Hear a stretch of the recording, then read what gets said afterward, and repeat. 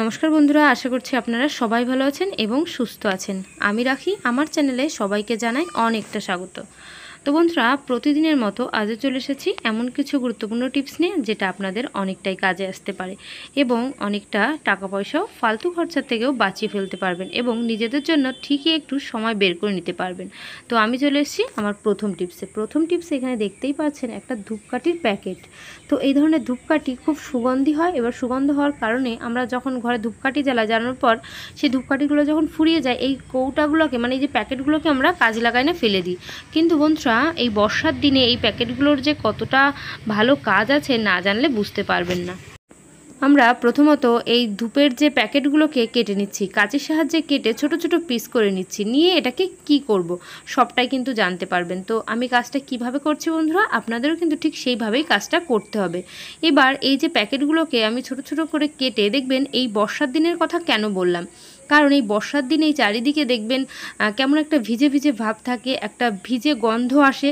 সেই গন্ধ না কারোরই ভালো লাগে না, বিশেষ করে তো আমাদের আলমারির মধ্যে দেখবেন এই বর্ষার দিনে একটা ফাঙ্গাস এসে যায়। আমরা কি করি, সেই ফাঙ্গাস এসে যায়, একটা ভিজে ভিজে ভাব থাকে, সাথে সাথে গন্ধ আসে।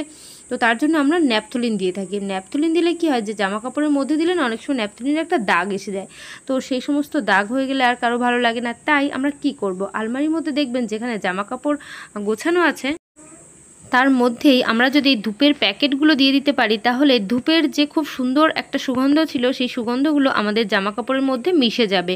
এবার আলমারিটা খুললে দেখবেন সেই আলমারি থেকে বাজে কোনো গন্ধ আসবে না। এবার কি করব, প্যাকেটগুলোকে একটা একটা জামা কাপড়ের নিচে নিচে এইভাবে রেখে দেব। তাহলে আমাদের জামা কাপড় থেকে একটা যে ভিজে ভিজে গন্ধ, সেই গন্ধটা কিন্তু আর আসবে না, অনেকটা ফ্রেশ থাকবে। আমাদের আলমারির মধ্যে যখনই আমরা খুলবো, এই বর্ষার সিজনে কিন্তু খুললেই একটা বাজে গন্ধ আসে, সেই গন্ধটাও কিন্তু আসবে না, খুব সুন্দর একটা সুগন্ধ আসতে থাকবে আমরা যতবারই আলমারি খুলবো না কেন। তো বন্ধুরা আশা করছি আমার এই টিপসটাও আপনাদের অনেকটা কাজে আসবে, অনেকটা ভালো লেগেছে। তো চলে এলাম পরবর্তী টিপসে। এখানে দেখতেই পাচ্ছেন কিছুটা রসুন আছে। দেখবেন বাড়িতে যখন আত্মীয় স্বজন অনেক আসে তখন এই রসুন কিন্তু অনেক অনেক করে ছাড়াতে হয়। এবার আমরা বাড়ি যারা রান্নাবান্না করি তাদেরই কিন্তু অনেক কষ্ট করে রসুনগুলো ছাড়িয়ে নিতে হয়। তো বন্ধুরা বিশেষ করে এই রসুনগুলো ছাড়াতে গেলে মাথার দিকটা না প্রচুর শক্ত হয়।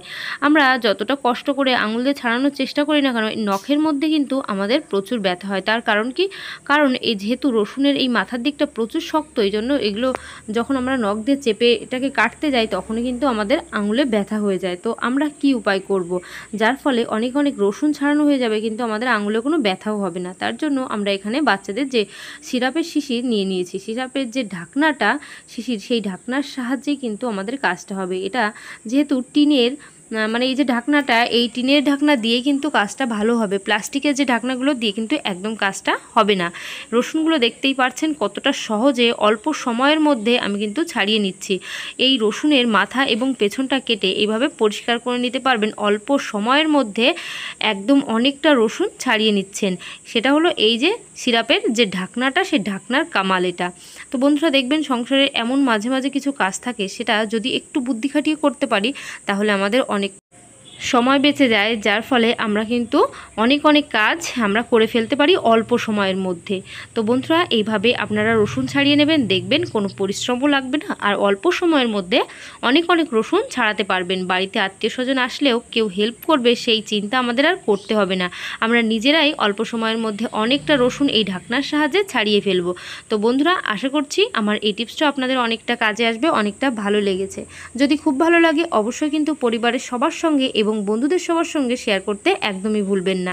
তো আমি চলে এসেছি আমার পরবর্তী টিপসে। এখানে আছে একটা তুলি, মানে এইগুলো কি বলতো, রং করা যে তুলিগুলো দেখবেন আমরা যখন ড্রয়িং করি তার উপর রং করি, রং করার পর এই তুলি আমরা রং করলাম, রং করার পর এই রং অবস্থায় এই তুলিটাকে মানে এই রঙের যে ব্রাশটাকে আমরা সাইডে এইভাবে রেখে দিই।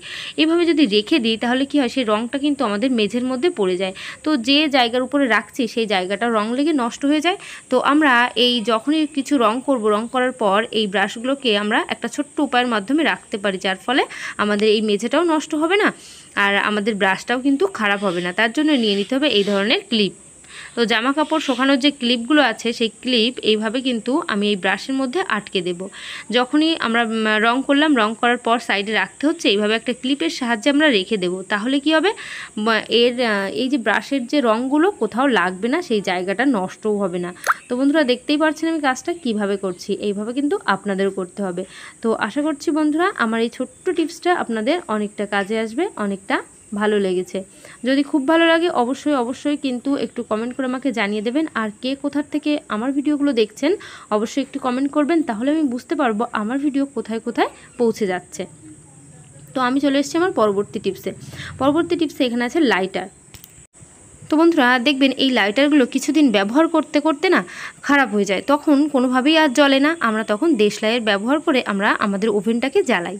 এবার সে দেশলাই দিয়ে বারবার জ্বালাতেও কিন্তু অনেকটা প্রবলেম হয়। আর যদি আমরা মনে করি লাইটার আবার কিনবো, সেক্ষেত্রে কিন্তু আবার অনেকটা টাকা পয়সাও খরচা হয়।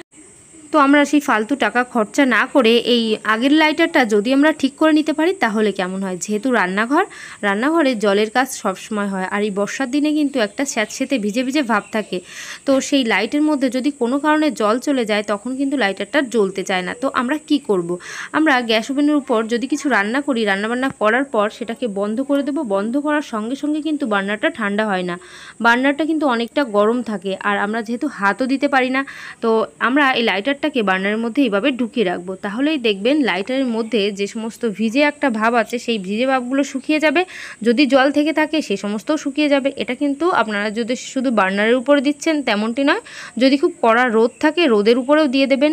অন্তত মাসে 1 থেকে 2 বার এই কাজটা করে নেবেন, তাহলে দেখবেন ঘন ঘন আমাদের লাইটার খারাপ হওয়ার এই সমস্যার মধ্যেই আমাদের পড়তে হবে না। তো বন্ধুরা একটু বারে বারে না এটা ঘুরিয়ে ফিরিয়ে এভাবে বার্নারের উপরে দেবেন। আর এটা কেন বার্নারের উপর দিচ্ছি, মানে আগুনের উপর কেন দেব না, আগুনের উপর দিলে কি হবে, আগুনের উপর আমরা গরম করব না এই জন্য, যেহেতু এই হ্যান্ডেলের জায়গাটা কিন্তু প্লাস্টিকটা কিন্তু গলে যাওয়ার ভয় আছে। তার জন্য এটা আমরা বার্নারটা বন্ধ করে, মানে আগুনটা বন্ধ করে বার্নারের উপরে দিয়ে কাজটা আমরা সমাধান করব। তো আশা করছি আমার এই টিপসটা অনেকটা ভালো লেগেছে, অনেকটা কাজে আসবে। চলে এলাম পরবর্তী টিপসে। এখানে আছে একটা তাওয়া। তো এই ধরনের তাওয়া হোক আর লোহার তাওয়া, আমরা অনেকেই দেখবেন লোহার তাওয়া, লোহার কড়াতে রান্নাবান্না করে খেতে পছন্দ করি। তার কারণ কি, কারণ আমাদের শরীরে আয়রনের কমতিটা না অনেকটা পূরণ করে দেয় এই লোহার পাত্র। তো আমরা যখনই লোহার কোনো পাত্রে রান্নাবান্না করব কিংবা রুটি করব, করার পর সেটাকে যখন রেখে দিই দেখবেন এই যে এর মধ্যে যেমন সাদা সাদা একটা আয়রন মতো পড়ে গেছে, সেরকম আয়রন পড়ে যায়। তো ওই অবস্থায় কিন্তু তার মধ্যে খাওয়া দাওয়া করা অনেকটা আমাদের ক্ষতি হবে। এবার আমরা যখন ওটাকে মেজে ঘষে পরিষ্কার করে রাখলাম, তারপরও কিছুদিনের মধ্যেই যখনই আবার রান্নাবান্না করতে যাই দেখবেন সেটাকে আবারও ধুতে হয়। মানে পরিষ্কার রাখার পরও সেটা হয় না, আবার রান্না করার আগে আমাদের ধুতে হচ্ছে। তো আমরা দেখবেন অনেক সময় কি হয়, আমরা সেই পাত্রগুলোকে ধুয়ে নিলাম, ধোয়ার পর ভিজে অবস্থায় রাখলে কিন্তু কাজটা বেশি হয়, মানে মোর্চাটা বেশি পড়ে। তাই যখনই দেখবেন ধুয়ে নিয়ে এসছেন সেই পাত্রগুলোকে তাড়াতাড়ি করে শুকিয়ে নিতে হবে, একটা শুকনো কাপড় দিয়ে মুছে নিয়ে নিতে হবে একটা প্লাস্টিক ব্যাগ। তো এরকম একটা প্লাস্টিক যে ক্যারিগুলো আছে সেই ক্যারির মধ্যে আমরা যদি লোহার কড়া হোক, লোহার তাওয়া হোক, এরকম রেখে দিই, প্লাস্টিকের মধ্যে আটকে রেখে দিই, তাহলে দেখবেন ঘন ঘন যে মোর্চা পড়ে যাওয়ার একটা সম্ভাবনা, সেই মোর্চাটা পড়বে না। তার কারণ কি, এটা বাইরে যখন থাকছে না, মানে এই যে হাওয়া রোদ এর টাচে যখন আসছে না, হাওয়া জল এইগুলো যখনই পাই তখনই কিন্তু লোহার পাত্রে জং পড়ে যায়। তো যদি সেই প্লাস্টিকের মধ্যে রাখতে পারি তাহলে কিন্তু সেই হাওয়া জল যখন না পাবে না তখন কিন্তু মোর্চাটাও পড়বে না, আর আমরা আমাদের প্রয়োজন মতো এটাকে বের করে রান্নাবান্নাও করতে পারবো। তো বন্ধুরা আশা করছি আমার এই টিপসটাও অনেকটা কাজে আসবে, অনেকটা ভালো লেগেছে। তো আজকের ভিডিও এখানে শেষ করছি। সবাই ভালো থাকবেন, সুস্থ থাকবেন। আবার নেক্সট ভিডিওয়ে তাড়াতাড়ি দেখা হচ্ছে। তো বাই, টাটা।